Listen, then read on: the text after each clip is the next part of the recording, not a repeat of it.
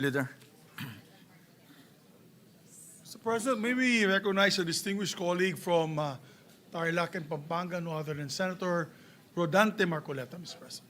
Senator Rodante Marcoleta is recognized.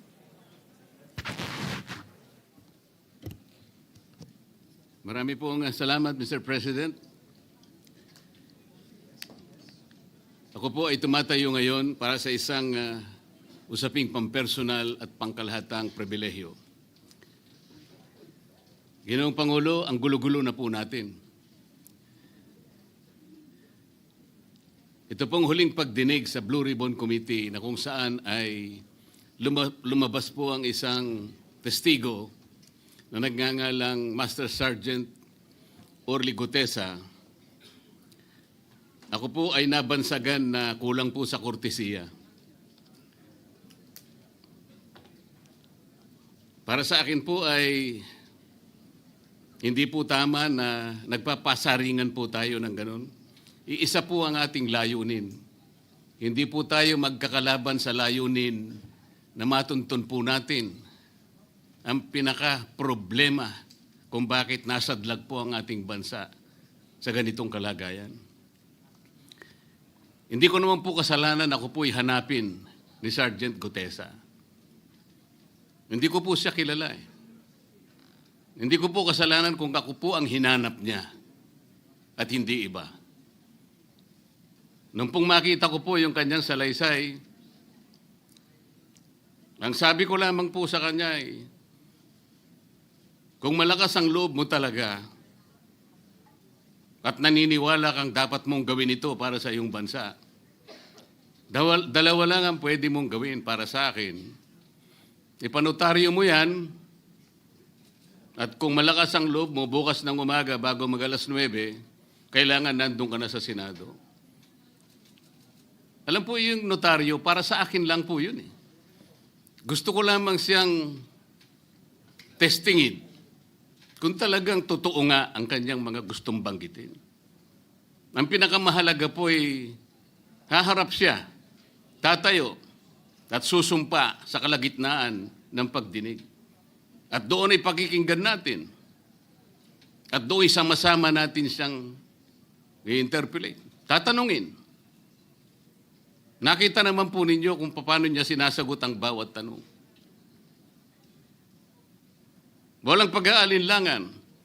Siya lamang po ang natatangi na testigo na kumonekta sa pangalan ni Saldico at Martin Romualdez. Wala nang iba. Ngayon po siya ay naharap sa napakaraming pasaring din.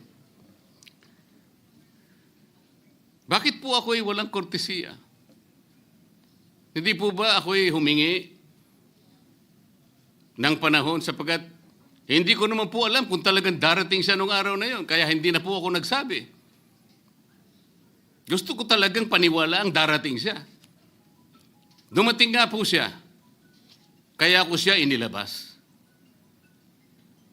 Pero kung pag-uusapan po ay kortesiya, balikan po natin ang mga nangyari.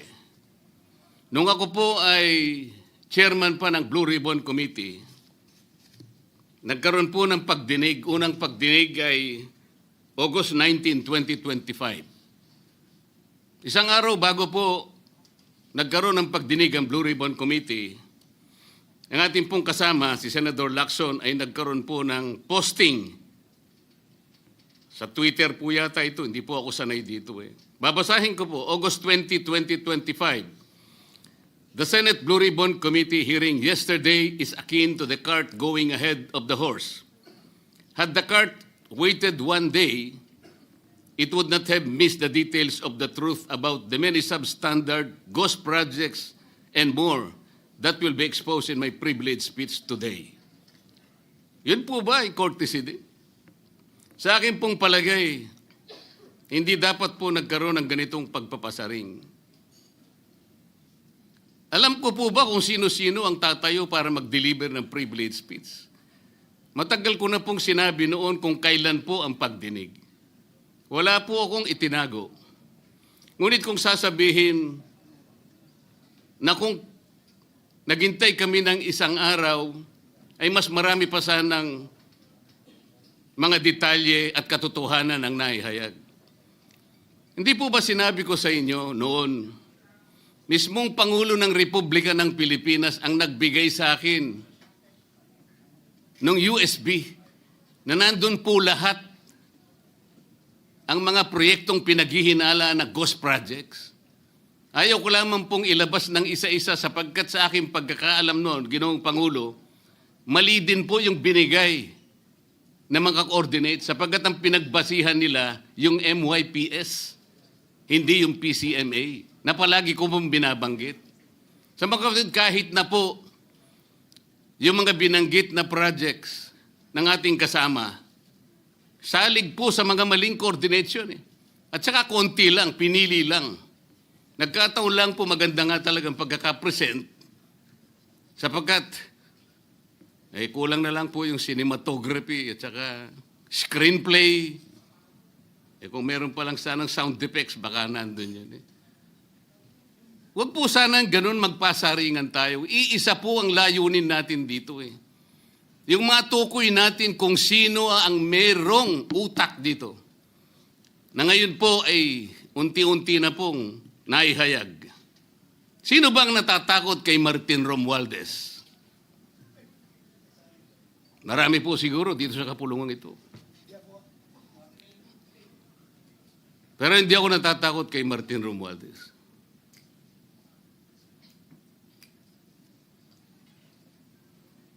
Ngayon po, kino-question po yung notarization ng statement ni Gutesa. Dahil yung babae po, yung abogadong babae, nag-notarize, tinalikuran po niya ang yung kanyang signature, yung kanyang pirma. Nandyan po ba yung assistant natin para ipakita po natin? Ayan po yung huling bahagi ng dokumentong ninotaryo doon sa opisina ng abogadang babae na ngayon ay tinatalikuran niya ang kanyang pirma. Doon sa right side po, ayan po yung ninotaryo sa dokumento ni Gutesa. Yung kaliwa po ay iba pong dokumento. Tingnan po ninyo yung pagkakahawig. Ibig po ba ninyong sabihin, Ginoong Pangulo, yun pong notarial details, yun po yung kulay blue, na kung saan nandyan yung PTR, nandyan po yung MCLE number, nandyan po yung kanyang roll number, ang kanyang address. Nakuha po ba ni Gutesa mula sa opisina ng abogada at in-stamp niya? Pagkatapos po yung detalye na nasa bandang kaliwa na kung saan makikita nyo document number, page number, book number, series of 2025. Makukuha po ba ni Gutesa mula sa libro, mula sa notarial register ng abogado? Paano niya makukuha? Tingnan po ninyo yung kabila, ganun din. Bakit po natin hahanapan ngayon si Gutesa at sasabihin pa natin dahil lamang tinalikuran ng babaeng nagnotaryo ang kanyang pirma? Pangkaraniwan na po kasi, Ginoong Pangulo, kahit pumunta kayo sa maraming lugar na kung saan nagnunotaryo, hindi nyo po makikita ron ang abogado. Iaabot nyo lang sa kanyang papel ninyo, pagkatapos isosoli niya sa iyo, pagkatapos niyong magbayad. Itatanong po ba ni Ginoong Gutesa, bago siya umalis, tatanungin po ba niya doon sa babaeng kausap niya kung sino man yun, Madam, kayo po bang may pirma nito? Wala pong ganun eh. Ngayon, kung tatalikuran po ng abogado na yon ang kanyang pirma, ako na po mismo ang magdidirect ng prosecution sa kanya para ma-disbar siya sapagkat ginagamit po niya yung opisina na yon. Pakita po ba natin, pwede po nating ipakita yung opisina, yung kanya, ayan po yung kanyang lugar. Ang opisina po niya ay sa Ermita, ngunit yan po ay ginagamit niyang address. Ayan po makikita ninyo. Notary Public 24/7. Ibig niyo sabihin, nandyan at hindi na natutulog yung abogado na yan. Sigurado meron siyang tao dyan na pumipirma. At ginagaya na lamang ng kanyang staff o secretary yung pirma niya. Ganyan po palagi, kalakaran. Kalakaran ngunit hindi tama. Sapagkat sa batas po ng notaryo, kailangan nakaharap po yung magnunotaryo sa nagpapanotaryo. Bakit po niya ngayon sinabi na hindi niya pirma yon? Maring hindi niya pirma. Ngunit, tinayaan niya kung sino man ang taong iyon na ipirma yung dokumento. Kagaya po ng nasabi ko, naging academic na po yung notaryo. Sapagkat ang tao ay tumayo sa ating kapulungan. Binasa niya yung kanyang statement. Yung mga bayarang media nga po, sinasabi pa eh. Kino-quotes ko pa eh.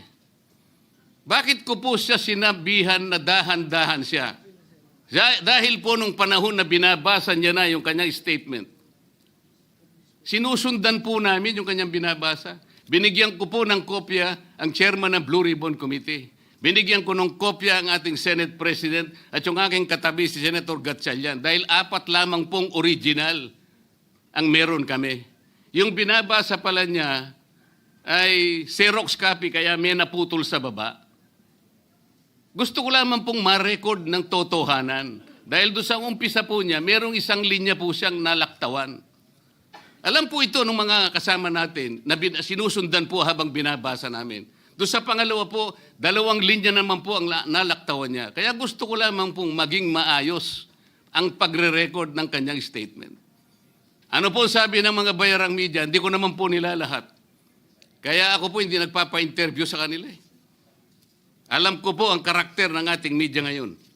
Nakakaawa na po ang kalagayan.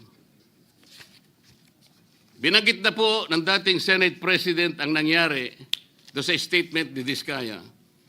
Siya ang kauna-unahang nagbigay ng statement na kung saan binanggit ang 17 congressmen. Ngunit nakakapagtaka. Hindi na po natin tinutuntun yung 17 na yon.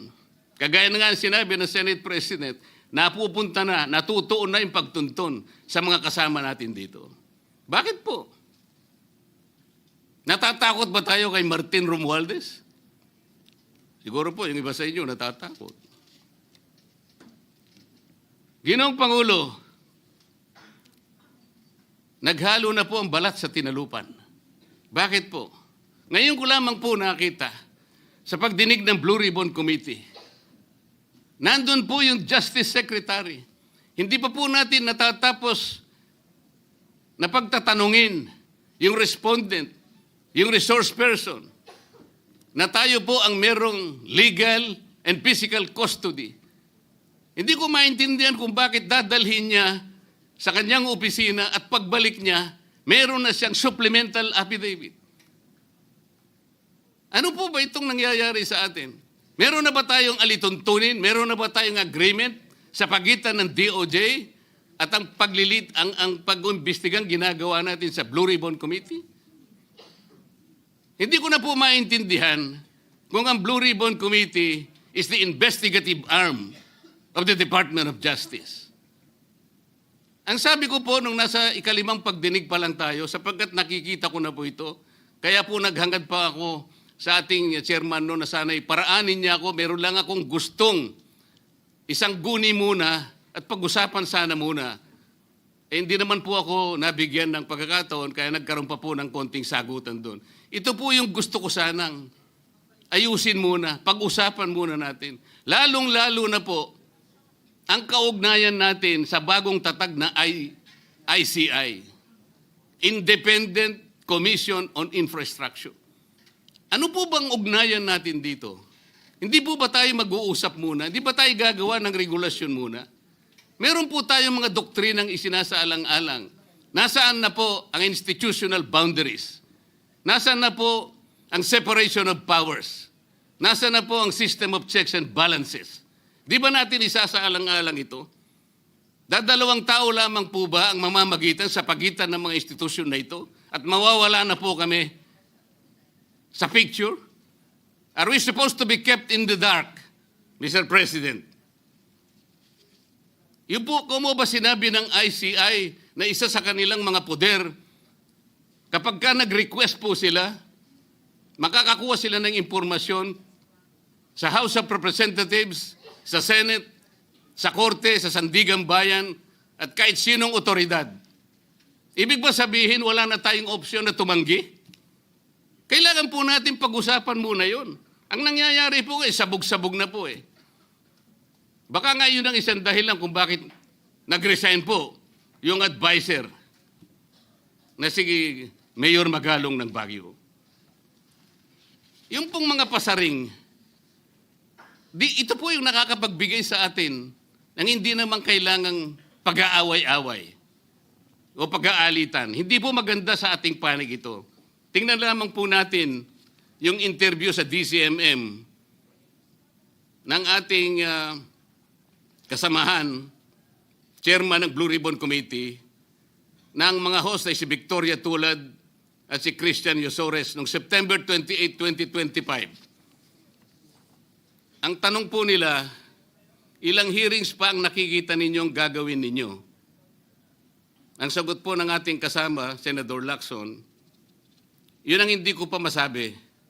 Dahil kung may bagong lumalabas na mga testigo at masustansya yung sasabihin, meron pang mga kakulangan na dapat na mapunuan, magtawag tayo ng pagdinig. Tama naman po yun. Pero ito pong pangalawang saknong, ang sabi po, pero kung paulit-ulit lang at masa-sidetrack o kaya palihis yung direksyon ng inquiry, yun ang i-assess namin kasi medyo lumihis na. Ano po yung lumihis? September 28, dito lumabas si Master Sergeant Orly Gutesa. Lumihis po ba o dumiretso? Mula kay Saldico, ikinonekta po niya kay Martin Romualdez. Sa akin palagay, dumiretso po, hindi tayo lumihis eh. Pagkatapos tinanong pa po, do you think po, coach po si Gutesa? At iba pong observation baka si Senator Rodante Marcoleta dahil parang sinabihan siya nung nagbabasa siya. O nalimutan mo, balikan mo itong paragraph na ito. Naipaliwanag ko na po kung bakit ko lamang siya sinansala at sinabi kong balikan mo sapagkat meron nga po siyang nalalaktawan base po sa sinusundan namin na binabasa niya na dokumento. Ang sagot po ni Senator Lacson, medyo natawa pa nga siya, kayo nang humusga sa lahat ng yan, tayo nag-viral na. Siguro, ang sasabihin ko na lang, yung hula nyo, yun ang hula ko. O hula ko, hula nyo. Parang, your guess is as good as mine. Hindi po maganda yung inference eh. Parang ang lumilitaw, kinots ko eh. Bilang isang abogado, magmula po nung ako'y maging abogado, inisip, hindi ko po ginawa yung mga bagay na ito. Kumisan nga ako eh. Hindi na abogado, sila pa yung nagsasabi eh. Katulad po ni Saldico. Ang sabi ko lang naman po eh, matunog na yung pangalan niya. Napakaraming sources na nagsasabi, kumukonekta kay Saldico, pwede ba natin siyang imbitahin? Ang sabi po, hindi na raw siya imbitahin because of interparliamentary courtesy. Ang sabi ko po, ang interparliamentary courtesy hindi po nalalabag kung iimbitahin lang siya. Halimbawa, invitation letter lang. Nagawa ko po yun kay Congressman Toby Chanco. Voluntaryo po yun eh. Kung darating siya, salamat. Kung hindi siya darating, okay lang. Ngunit, ang pinag-uusapan natin ay problemang kasangkot na po ang kinabukasan ng ating bansa. Sasabihin ba natin interparliamentary courtesy? Nakikinig po ang buong bayan. Tatakpan po ba natin ng dahil sa interparliamentary courtesy? Nakasulat po ba sa bato yun? Absolute po ba yun? Yun po yung aking ikinasasama ng loob eh. Hindi po tayo dapat mag-away-away. Iisa po ang ating layunin. Ang ating bansa ang pinaka-importante sa ating lahat. Bakit po kinakailangang ilihis natin? Bakit po tayo gagawa ng paraan para pagtakpan po natin ang hindi dapat pagtakpan? Ginoong Pangulo, ngayon po'y masasabi ko, si Master Sergeant Orly Gutesa ay mas credible pa po kaysa sa marami sa atin dito sa kapulungan ito. Si Master Sergeant Orly Gutesa, mas matapang kaysa sa mas marami dito sa ating kapulungan. Maraming salamat po, Ginoong Pangulo. Thank you, Senator Marcoleta.